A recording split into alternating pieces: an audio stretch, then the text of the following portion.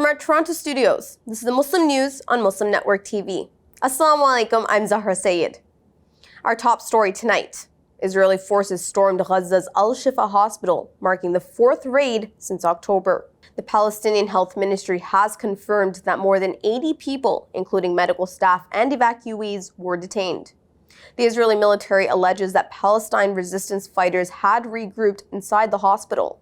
But the Palestinian media office says Israel continues to use fabricated narratives to justify its actions. Israel has also killed a senior Palestinian police officer in charge of securing the entry of aid into northern Gaza. Citing unnamed sources, the Qatar-based network said Faiq Mabhouh, Director General of Police Operations, was killed inside the Al-Shifa complex.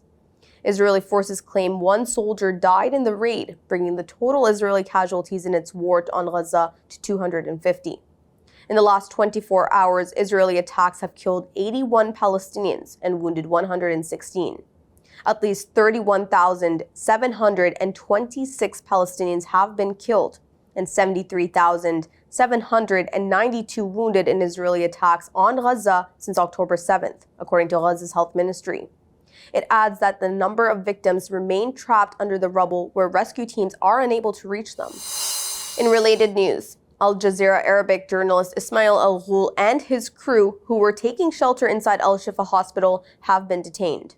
Witnesses say Al-Ghul was severely beaten before being taken to an undisclosed location. Al Jazeera Media Network demanded Al-Ghul's immediate release, denouncing the assault as part of a wider pattern of intimidation against journalists. The Committee to Protect Journalists, or the CPJ, has condemned their arrest, highlighting the deteriorating treatment of the media in Gaza. CPJ CEO Jody Ginsburg emphasized the crucial role journalists play in documenting conflicts. More than half of northern Gaza's population is facing catastrophic hunger, with a famine potentially underway. That's according to a report from the Integrated Food Security Phase Classification Initiative, a scale developed by the UN to analyze the severity of acute food insecurity. According to the report released today, the situation has escalated since December. Gaza now faces the highest level of food crisis since 2004, surpassing Sudan and Afghanistan. Residents are resorting to eating animal feed and grass to survive. Acute food insecurity has doubled, affecting 1.1 million people. The report says damaged agricultural land increased from 25% to 60% between November 2023 and January 2024. More than 119 animal shelters, 200 farms, and over 600 wells used for irrigation have been destroyed. Meanwhile, most livestock has been abandoned, slaughtered, or sold. Limited access to humanitarian aid, damaged infrastructure, and the ongoing conflict worsen the situation. European Union officials have accused Israel of worsening the crisis. Its foreign policy chief condemned the use of starvation as a weapon of war. Footage taken on Saturday shows Palestinian civil defense teams rescuing survivors from a bombed building. This is while trying to extract dead bodies from the rubble after Israeli attacks targeted the Hamoudan family's house. Israel's war on Gaza has pushed 85% of the territory's population into internal displacement amid acute shortages of food, clean water, and medicine. About 60% of the enclave's infrastructure has been damaged or destroyed, the UN reports. Israel is accused of genocide at the International Court of Justice. An interim ruling in January ordered Tel Aviv to stop genocidal acts and take measures to guarantee humanitarian assistance is provided to civilians in Gaza. Hostilities have continued unabated, however, and aid deliveries remain woefully insufficient to address the humanitarian catastrophe. The Jewish Fund, a major donor-advised charity, has prohibited its members from directing contributions to Jewish Voices for Peace, or the JVP. JVP is a progressive Jewish American group that criticizes Israeli human rights abuses. Fund member Jordan Bollig discovered the ban when his distribution to the JVP was rejected, despite other donations going through. CEO Rachel Schnall cited a policy change after the October 7th attack on Israel. The fund, with nearly $1 billion revenue in 2022, faces criticism for this decision. JVP confirmed reports of blocked donations. This move underscores debates within the Jewish community regarding support for organizations critical of Israeli policies.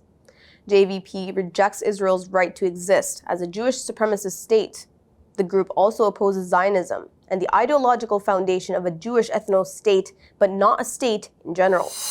Trump warns of a bloodbath if not re-elected. Details come after the break. Stay tuned and we'll be right back.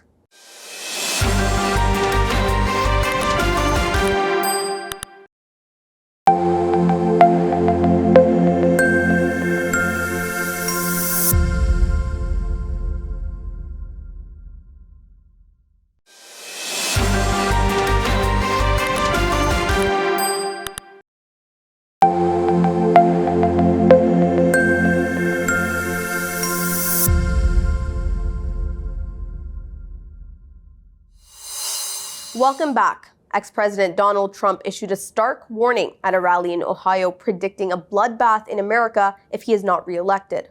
He highlighted the potential for a trade war with China over auto manufacturing, promising a 100% tariff on cars if he returns to office. Trump also criticized President Joe Biden's policies and expressed sympathy for January 6th Capitol attackers. Additionally, he made controversial remarks about undocumented immigrants and advised Catholics not to vote for Biden. In response, Biden's campaign denounced Trump's rhetoric, accusing him of praising dictators and inciting violence. Former Vice President Mike Pence says he has decided not to endorse ex-President Donald Trump for the upcoming election. Pence, who served under Trump for 4 years, cited substantial policy disparities, particularly since the January 6, 2021 attack on the U.S. Capitol. Pence has emphasized differences on key issues, such as tackling national debt and abortion rights. He has also expressed concern over Trump's recent policy reversals on China and TikTok. However, Pence says he will not back President Joe Biden either, reaffirming his Republican stance. While some GOP figures have endorsed Trump, Pence's stance has garnered praise from opponents like Adam Kinzinger. Progressive and Muslim rights groups are rallying behind Adil Mungi, a nominee for the U.S. Court of Appeals for the Third Circuit. This comes amid concerns that Senate Democrats might join Republicans in thwarting Mungi's confirmation. If confirmed, the respected New York-based trial lawyer would be the first Muslim federal appeals judge. However, CNN reports revealed doubts about sufficient Senate votes for his confirmation following a contentious hearing. Despite Mungi's qualifications and support from various quarters, including Jewish American groups, some senators, notably Republican Ted Cruz, have raised questions about his suitability. Critics cite Mungi's Muslim faith and past affiliations as reasons for their objections. The White House is advocating for Mungi's confirmation, emphasizing his qualifications and his dedication to the rule of law. It characterized attacks on Mungi as vicious hate and bigotry. The committee has voted to advance him along party lines, but the outcome of a full Senate vote is in question. A planned interfaith partnership between a conservative synagogue, Hamakom, and a nearby mosque for Ramadan ended abruptly after a single day in San Fernando Valley. Initially, the coupling was aimed at fostering community bonds, but the arrangement soured when synagogue members objected to covering up posters of Israeli prisoners to avoid offense to their Muslim guests. They threatened mass resignations, leading to the cancellation of the lease and the resignation of the co-presidents. Despite efforts to emphasize shared values, controversies over speaker choices and political stances further strained the partnership. The rabbi of Hamakom and the imam of the Islamic Society of West Valley often met to discuss issues and foster relationships over many years.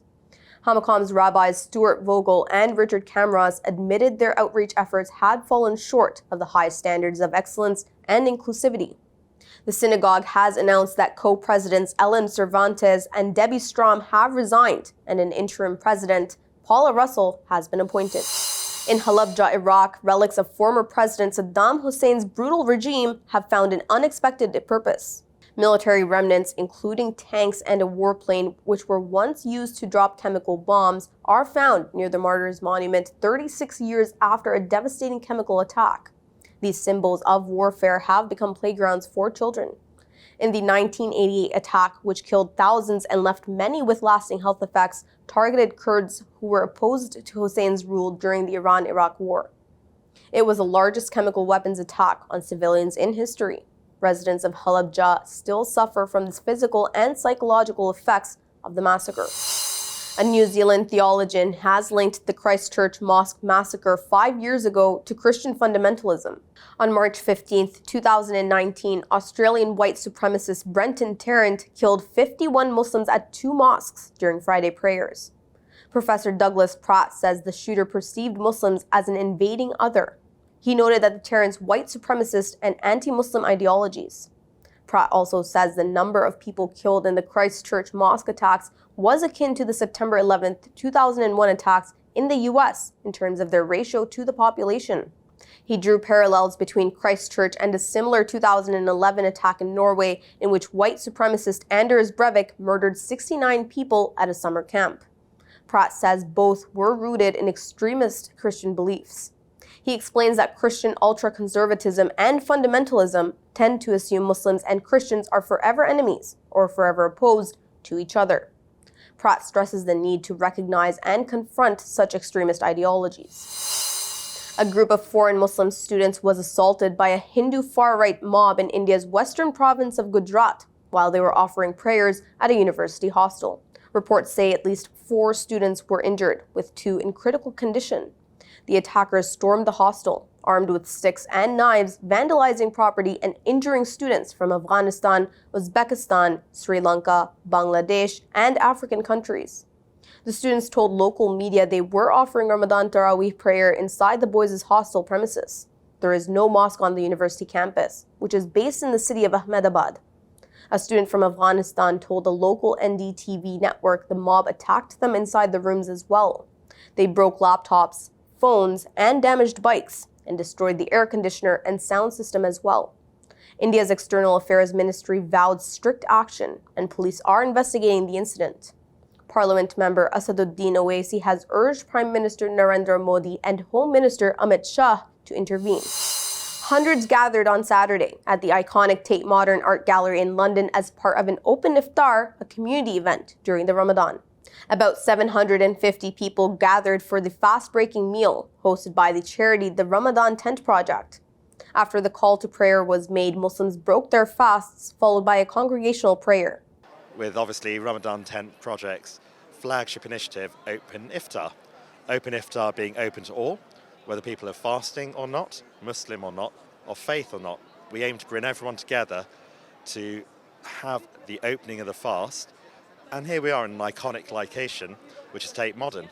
The beauty of being here, particularly in the Tate Modern, of all of the Tate properties, is we're standing here in their main turbine hall, just behind a major exhibition. Oh, it's a wonderful initiative, Open Iftar. It's about unity and celebrating our Islamic, the blessed month. And it's wonderful to be here with everyone to break our fast. So that's why I'm here. Well, this is the first time ever I've tried the Open Iftar. It's a wonderful initiative, so I especially came out just to support the initiative, and I think it's fantastic, especially to bring our non-Muslim communities here as well. That's all from our Toronto studios tonight. Thank you for tuning in. You can subscribe to our YouTube channel and hit the bell icon for the latest updates. For more content, keep watching Muslim Network TV or visit muslimnetwork.tv. Assalamu alaikum and good night.